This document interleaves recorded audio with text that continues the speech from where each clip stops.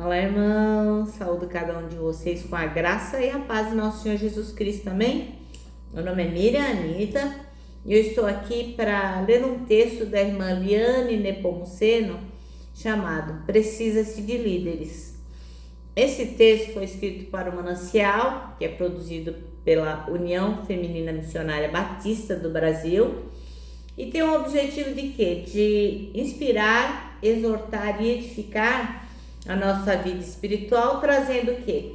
Meditações diárias baseadas na Bíblia, que é a palavra de Deus. Ora, eu não escrevi uma linha da que nós vamos estudar hoje, foi a irmã Liane Nepomuceno. O que eu vou fazer então? Vou ler com os irmãos e contar aquilo que eu entendi. Na verdade, nem tem muito o que contar, porque o texto está bem escrito e ele se destina a um foco muito especial, que é a liderança. Então não tenho muito a acrescentar, mas vou fazer meu melhor aqui e contar para os irmãos aquilo que eu entendi, tá bom? Então vamos orar? Senhor, nós te pedimos que estejas conosco, que nós possamos compreender a tua mensagem, que nós possamos ser mobilizados por ela, que nós possamos nos dispor a servir, porque é para isso que a sua igreja existe, para servir. Obrigada por tudo, pela liberdade que temos de poder ler a sua palavra. Obrigada, Jesus. Pedimos perdão também pelos nossos pecados e em teu nome oramos. Amém.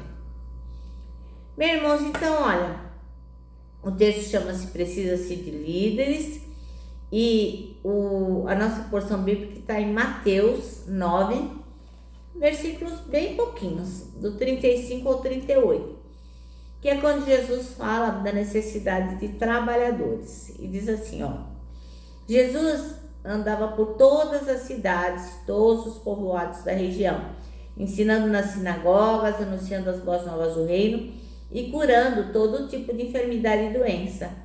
Quando viu as multidões, teve compaixão deles, pois estavam confusas e desamparadas, como ovelhas sem pastor. E disse aos discípulos: a colheita é grande, mas os trabalhadores são poucos. Orem ao Senhor da colheita, peçam que Ele envie mais trabalhadores para seus campos. Amém? Bom, irmãos, então o texto chama-se Precisa-se de Líderes, e o versículo escolhido foi o 38, que diz: peçam, pois, ao Senhor da seara que envie trabalhadores para a sua seara. Bem, a gente sabe, é nítido, que é muito escasso, tem poucas pessoas que querem abraçar trabalhos como líderes, né? Atualmente. A gente ouve falar muito de gestão de pessoas, tá na moda e tal.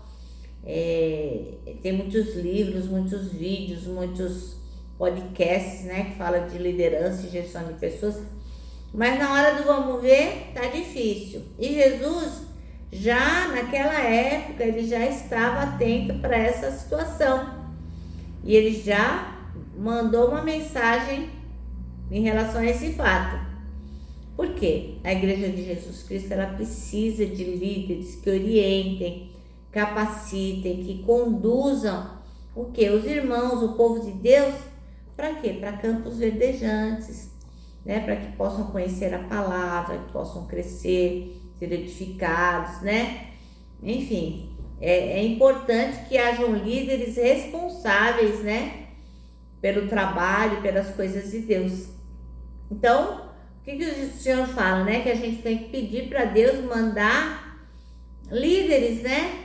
Que tenham foco no reino do Pai. E assim, a pergunta que não quer calar o irmão já pensou nisso? Porque assim, muitas vezes eu vejo que existem pessoas que dão sugestões, né? Então, por exemplo, precisa ter uma classinha para crianças. Seria muito bom que tivesse uma reunião que ensinasse tal coisa. Seria legal se tivesse estudo bíblico tal hora. Nossa, bacana, né? Se tivesse um conjunto de música. Enfim, as pessoas vão sugerindo várias coisas, mas ninguém é exagero, né? Mas a maioria das pessoas que sugerem não querem se comprometer. Então é importante, irmão, que você se analise, que você olhe ao Senhor e fala: com o que é que eu posso me comprometer no reino de Deus, né? Será que eu nasci sob o signo de carrinho de mão, alguém tem que empurrar? Ou será que eu posso dar minha contribuição? É uma pergunta que não quer calar. Porque só orando ao Senhor e avaliando a sua vida, você pode saber se você pode contribuir mais ou se limitar apenas a sentar no banco e receber aquilo que os outros têm para te oferecer. Porque a obra de Deus precisa de líderes que tenham a percepção correta da liderança divina, que não percam o norte, que tenham assim o senso de direção realmente de Deus e que fiquem firmes, né? Na visão de Jesus Cristo, como está lá em João 17,4, que diz assim, eu revelarei no mundo a tua natureza gloriosa, terminando assim o trabalho que me deste para fazer. Olha só que coisa incrível, né? Então, a gente precisa ter líderes que realmente estejam focados na visão de Jesus Cristo, que nunca percam a consciência da sua finitude, né? Pô, eu vou morrer, vou acabar, e aí, como é que vai ficar o trabalho, né? Pensando o quê? Que a gente passa, que a gente é humano, que a gente... Enfim, a gente tem um prazo de validade, né? A gente está numa fila. Na hora que o Senhor chamou o nosso número já era, né? Então, a gente tem que lembrar que a gente não é eterno e a gente é substituível. Como está lá em Tiago 4,14, que diz assim, Tiago 4,14. Vocês não sabem como será a sua vida amanhã, pois vocês são como uma neblina passageira, que aparece por algum tempo e logo depois desaparece. A gente não sabe o dia de amanhã, né? Então, nós temos que agir com foco em Jesus Cristo, não perdendo a visão, mas sabendo que a gente não é eterno. Outra coisa, a gente precisa de líderes que permaneçam apaixonados por pessoas, né? Que busquem levá-los a Jesus, porque Deus amou tanto esse mundo que Ele mandou quem? O Filho dele, para morrer pelas pessoas. E Ele precisa de pessoas que queiram trabalhar com Ele, que tenham esse mesmo amor, porque essas pessoas, as pessoas são o alvo do ministério de Deus. Então não tem nada mais importante, como está em Mateus 11:28, que diz assim, venham a mim, todos vocês que estão cansados de carregar as suas pesadas cargas, e eu lhes darei descanso. Então é isso que nós temos que mostrar para as pessoas, né? Que Jesus as ama e que cuida delas. Então, a gente também precisa de líderes que não percam a conexão, a intimidade com Deus.